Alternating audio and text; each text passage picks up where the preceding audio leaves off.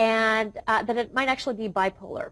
Could be that. The doc then predicts how much longer they'll live. Sick, I know, but I also know you want to hear what she has to say. The doc says if these people don't get help or straighten up fast, I haven't pre-read any of this. Brittany won't make it to the age 30, Lindsay won't see 25, and Michael Jackson has no more than 5 years left. At the other end, Angelina's going to have a long, healthy life, and so will George Bush and Nicole Richie. If you're not already bipolar, I hear yelling in the booth. Are they yelling at me for the way I read that? You did great. Okay. But if you're not... Wait, excuse me. I could hear Lisa yelling Give her a break. She didn't read it earlier. She doesn't know the story. It's okay. Just stop it. She's okay. I could hear you. Yeah. Taken on a classmate's cell phone. Now, we talk about the mother's arrest, but the mother says that her 16-year-old daughter, the victim in this case, was also arrested here back on September 18th. Now, keep in mind, this is the family story, their account of what they see happened here on campus earlier this month. Unfortunately, we weren't able to reach the school district for comment, but keep in mind, a mother and daughter baffled over how a It's important to point out, although much of what you'll see tonight is confrontation between police and protesters, hours went on of peaceful protest. The protesters exhibited much restraint, as did law enforcement officials. The protesters chanted anti-war slogans. They urged each other to stay peaceful. They urged each other to stay together, not to splinter off, and they did that for the most part. And police officers stood their ground quietly for quite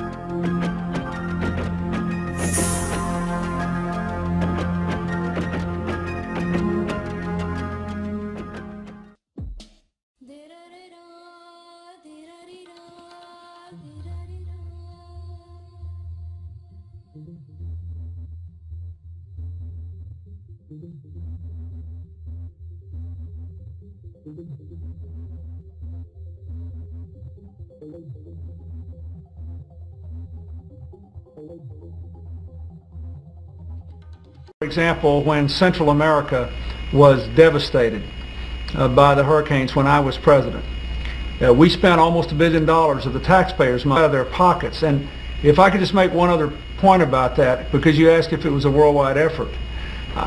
Because of the internet and because you can make contributions over the net, a small amount of cash pooled with others can do an enormous amount of good. You had AOL and Apple, for example, using their position on the internet to help collect small contributions. I think AOL put together about $7.5 million in small contributions in a day. And President Bush, it's cash over items, right? If you're going to give... Right now it is.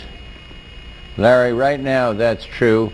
President Clinton and I accompanied the President when he went to pay his respects. We all did, signing the books at the various four embassies of the countries that were affected.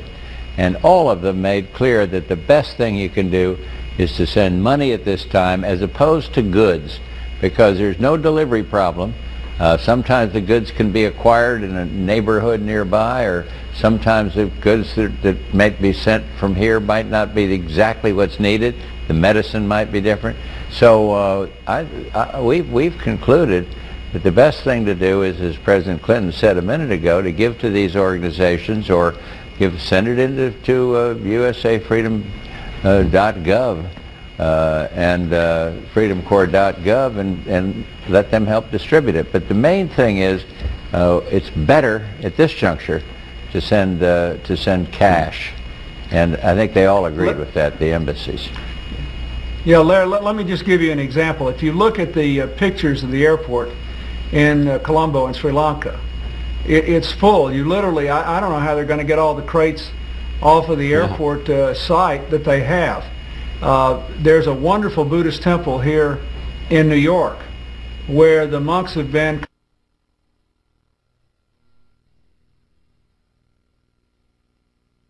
I think that's his decision, but you know, I know what he's thinking now.